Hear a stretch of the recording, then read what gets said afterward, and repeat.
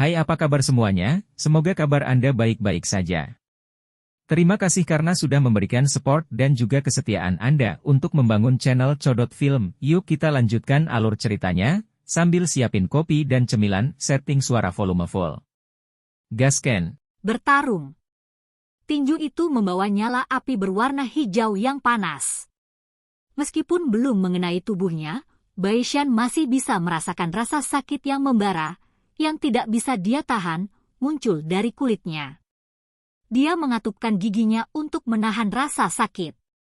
Cahaya perak sekali lagi melonjak dan muncul di kakinya. Dengan goyangan tubuhnya, anehnya itu berkedip dan mundur beberapa meter. Namun, saat Baishan mundur dari jangkauan serangan Xiaoyan, sosok hijau di depannya menyala lagi sebelum dia punya waktu untuk mengangkat tombaknya untuk menyerang. Wajah acuh tak acuh Xiaoyan sekali lagi muncul di depan Baishan. Kedua tinju Xiaoyan tampak gila karena mereka menciptakan lebih dari 10 bayangan dan menghancurkan dengan kejam ke berbagai bagian tubuh Baishan. Setiap pukulan mendarat di daging. Untuk jangka waktu tertentu, suara teredam dari kepalan tangan yang menyentuh daging berulang kali terdengar di dalam arena. Bajingan! Gelombang rasa sakit yang ditularkan dari seluruh tubuhnya menyebabkan kemarahan di dalam hati Baishan melonjak. Serangan Xiaoyan semuanya dilepaskan dari jarak dekat. Jarak semacam ini tidak memungkinkan dia untuk menampilkan keterampilan tombaknya. Meskipun menggunakan teknik Do Agility, gerakan petir angin, bisa membuatnya menjauh, Xiaoyan, yang telah melepaskan pengekangan dari penguasa Xuan berat, secara kebetulan dapat menggunakan peningkatan kecepatannya yang besar untuk mengejar Baishan. Oleh karena itu benar-benar sia-sia tidak peduli bagaimana Baishan menggunakan gerakan petir angin untuk meningkatkan jarak antara dia dan Xiaoyan. Jika dia mundur sejauh 2 meter, Xiaoyan akan mengikuti dan maju sejauh 2 meter. Tidak peduli apa yang terjadi, Xiaoyan selalu terlibat pertempuran jarak dekat dengan Baishan, tidak memberi Baishan kesempatan untuk menunjukkan teknik tombaknya. Baishan, yang kehilangan bantuan dari senjata terkuatnya, tidak diragukan lagi merupakan tragedi besar saat bertarung langsung dengan Xiaoyan. Xiaoyan yang memegang penguasa Xuan berat tidak menakutkan. Yang menakutkan adalah Xiaoyan yang telah lolos dari pengekangan berat penguasa Xuan berat serta efek aneh dari Do Qi yang tertekan di tubuhnya. Mungkin Baishan masih bisa menggunakan afinitas kilatnya Do Qi dan teknik tombaknya yang luar biasa untuk bertarung dengan Xiaoyan saat dia memegang penguasa Xuan berat. Namun, dalam pertarungan tangan kosong, pilihan terbaik Baishan adalah menciptakan celah di antara mereka berdua sesegera mungkin. Namun, dia benar-benar ditekan oleh Xiaoyan dalam hal ini. Oleh karena itu, saat kecerobohan akan menyebabkan dia jatuh ke dalam situasi di mana dia tidak dapat membalikkan keadaan. Xiaoyan pada dasarnya berubah menjadi bayangan hitam samar yang berulang kali berputar-putar di sekitar Baishan. Tinjunya membawa gelombang angin ganas saat mereka dengan keras menghantam tubuh Baishan yang sepenuhnya ditutupi dengan Do Qi berwarna perak. Pada saat ini, tinju, telapak tangan, lengan, siku, kaki, lutut, setiap bagian tubuh Xiaoyan bisa berubah menjadi senjata serangan.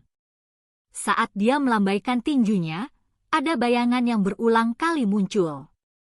Dihadapkan dengan serangan jarak dekat Xiaoyan yang hampir gila, tombak panjang di tangan Baishan direnggut. Meskipun dia kadang-kadang menggunakan tinjunya untuk bertukar 1 atau 2 pukulan dengan Xiaoyan, apakah api inti teratai hijau melilit tubuh Xiaoyan, hal yang biasa? Setiap kali mereka bertukar pukulan, gelombang merah akan muncul di tangan Baishan. Jika dia tidak memiliki perlindungan Do Qi, kemungkinan kulitnya akan dibakar menjadi kaki babi oleh suhu tinggi, api inti teratai hijau, saat bersentuhan dengannya. Di arena, Baishan, yang telah bertingkah sombong sebelumnya, tiba-tiba berubah menjadi samsak mencolok yang hanya bisa menerima pukulan. Perubahan yang sangat drastis ini menyebabkan tak terhitung banyaknya orang di galeri tontonan yang benar-benar tercengang. Apakah Baishan yang dikejar dan dipukuli oleh Xiaoyan tidak memiliki sarana untuk melawan, benar-benar jenius yang kuat dan berpengaruh di dalam akademi. Orang gila, wajah instruktur Ruoling dan Xiao Yu sama-sama tercengang saat mereka menatap Xiao Yan yang sedang melakukan ledakannya. Mereka tidak menyangka bahwa orang ini, yang tampak lembut, akan menjadi menakutkan saat dia bertarung dengan serius. Api di tubuh Xiao Yan seharusnya. Api surgawi, kan? Orang tua di kursi tengah stadion, yang dipanggil sebagai Huo Tua oleh Hugan, menatap api berwarna hijau yang menyala di tubuh Xiao Yan. Ekspresinya yang biasanya tenang akhirnya banyak berubah saat dia perlahan berbicara. Ya, itu seharusnya benar. Suhu yang bahkan akan membuat kita merasa takut. Ini memang api surgawi. Hanya saja saya tidak tahu apinya seperti apa. Jika Xiao Yan menampilkan api surgawi, ini ketika kekuatannya meningkat sedikit, bahkan seorang douang yang kuat mungkin tidak berani menerimanya dengan mudah. Hugan mengangguk dan berkata, Xiao Yan ini, Departemen Alkemisku menginginkannya. Old Huo merenung sejenak sebelum dia segera berbicara dengan nada lembut. Dia adalah seseorang yang masuk ke akademi dalam Huo Tua. Hugan terkejut saat dia berbicara setelah mendengar ini. Memasuki akademi dalam dan memasuki departemen alkemis tidak menimbulkan konflik satu sama lain. Xiao Yan juga seorang alkemis. Itu hanya akan menguntungkannya jika dia datang ke departemen alkemis. Selain itu, ini juga tidak akan menghalangi pelatihannya di Akademi Batin. Old Huo menjawab dengan lemah. Kalau begitu, lakukan sesukamu. Saya tidak keberatan selama Anda bisa membuatnya masuk ke departemen alkemis. Lagi pula, itu lebih dari apa yang saya harapkan untuk dapat menambahkan alkemis luar biasa lainnya ke akademi. Hugan menggelengkan kepalanya saat dia berbicara sambil tersenyum. Old Huo mengangguk sedikit, tetapi tidak lagi berbicara. Dia terus mengarahkan pandangannya ke arena. Mata lamanya yang acuh tak acuh itu menatap tajam ke nyala api berwarna hijau yang naik di tubuh Xiao Yan. Emosi kecemburuan yang sangat langka melintas di matanya lama kemudian. Pukulan lain dengan keras menghantam dada Baishan. Segera, suara lembut, "Kaaca," tiba-tiba terdengar. Xiao Yan tersenyum dingin saat dia melihat armor Douki yang perlahan hancur di tubuh Baishan. Tendangan lain keluar, mendarat dengan berat di perut Baishan. Suara keras bisa terdengar, dan petir Douki armor di permukaan tubuh Baishan benar-benar dipatahkan dengan paksa oleh Xiao Yan. Kekuatan tendangan dari Xiao Yan ini sangat hebat. Oleh karena itu, Baishan terpental ke tanah arena sejauh puluhan meter sebelum dia berhenti perlahan. Dia tidak bisa menahan diri untuk tidak memuntahkan seteguk darah segar. Dengan ekspresi pucat, dia menggertakkan giginya dan berdiri dengan tubuh bergetar. Setelah dengan kejam melihat Xiao Yan di kejauhan, dia mengeluarkan pil obat berwarna hitam dari dalam cincin penyimpanannya, memasukkannya ke dalam mulutnya dan menelannya. Saat ini, Xiao Yan tidak terburu-buru untuk mengganggu tindakan Baishan. Ini karena dia telah menemukan bahwa Douki yang tampak anggun, mengalir secara alami di tubuhnya sebenarnya mulai menjadi sangat bergolak selama pertarungan tangan kosong yang liar itu. Gelombang Douki mengalir dengan liar di dalam jalur Qi-nya. Udara di sekitar Xiao Yan juga mulai berfluktuasi dengan cepat. Benang energi murni terbentuk dengan kecenderungan mengalir dan mengalir saat mereka melonjak ke tubuh Xiao Yan. Dari kelihatannya, itu jelas aktivitas yang hanya terjadi sebelum seseorang akan maju kekuatannya.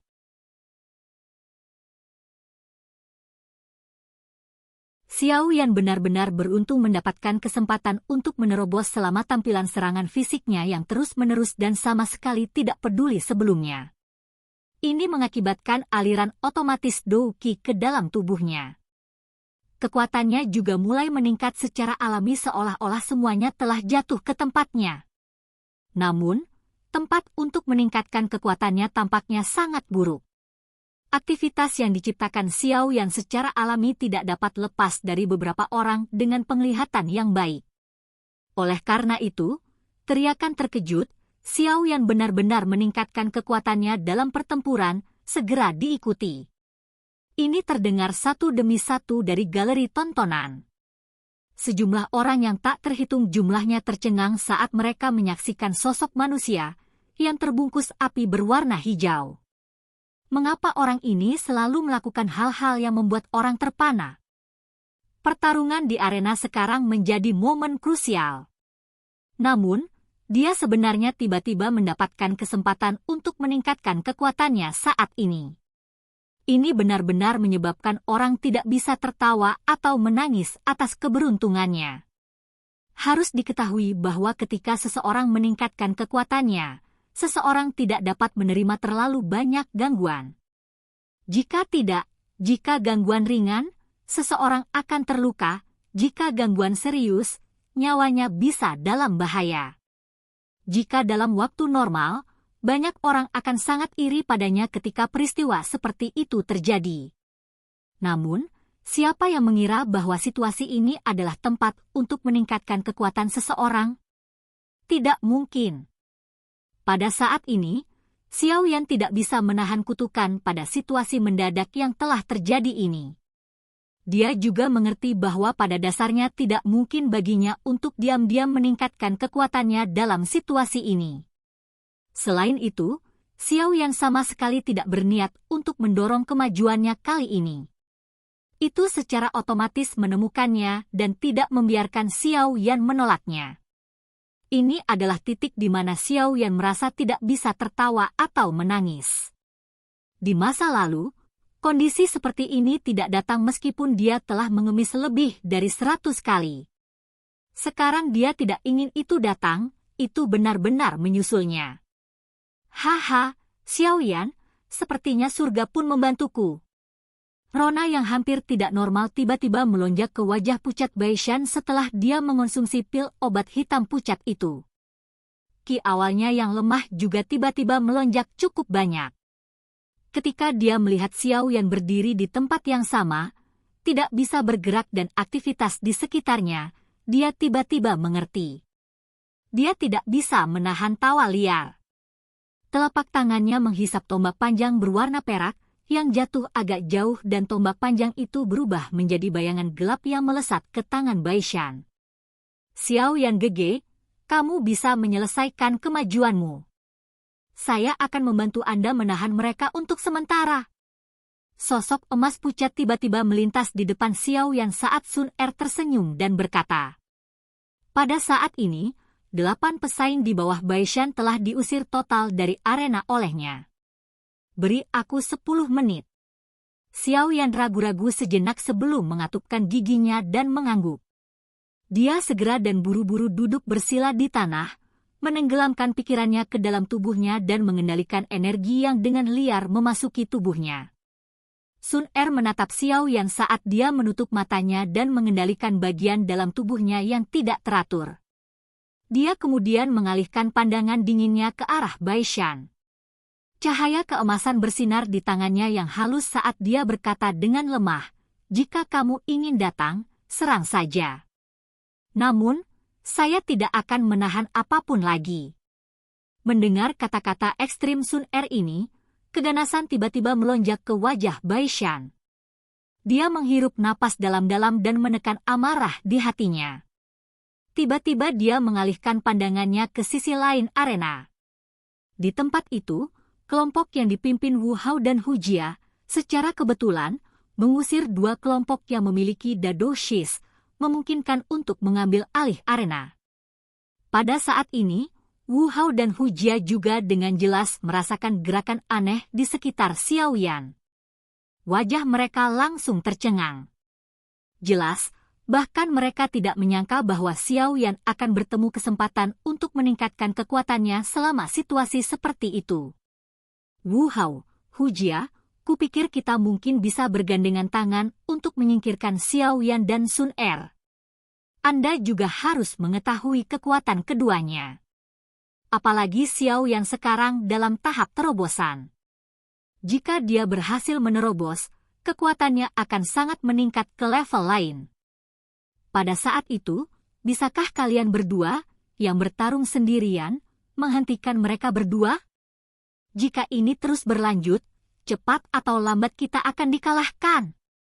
Suara lembut Baishan tiba-tiba terdengar di telinga mereka tepat saat Wu Hao dan Hu Jia merasa terkejut dengan tindakan aneh Xiao Yan. Keduanya terkejut ketika mendengar kata-kata Baishan dan segera merajut alis mereka dengan erat. Hei, bukankah kalian berdua menginginkan Junior Sun Er? Jika kami bisa mengeluarkan Xiao Yan dari kompetisi, maka dia akan kehilangan kualifikasi untuk masuk 5 besar. Dengan status Anda harus tahu bahwa 5 besar memiliki pemeriksaan khusus. Saat itu, kami akan bersama dengan Junior Sun Er.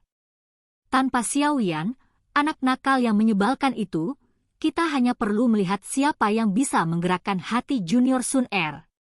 Suara Baishan terus melayang di atas telinga mereka berdua. Hu Jia, kamu tidak dapat menemukan gadis kedua yang memiliki temperamen lebih besar dari Junior Sun Er di seluruh Akademi Jianan. Apakah Anda ingin melihatnya dirusak oleh Xiao Yan? Dan Wu Hao, selama bertahun-tahun, Junior Sun Er adalah satu-satunya orang yang telah menggerakkan hatimu. Jika Xiao Yan terus berada di sisi Sun Er, kapan Anda akan mendapat kesempatan? Karena itu, dia adalah musuh bersama kita. Jangan ragu lagi. Kata-kata Baishan menyebabkan ekspresi Wu Hao dan Hu Jia sedikit berubah. Kata-kata ini secara kebetulan menginjak kelemahan mereka. Beberapa saat kemudian, mereka bertukar pandang dan mengangguk. Dengan suara yang dalam, mereka menjawab, baiklah, pertama-tama singkirkan Xiao Yan dari kompetisi. Silakan pergi ke. Oke guys, jangan lupa like, comment, share, and subscribe di channel Codot Film. See you next video, peace out and bye-bye.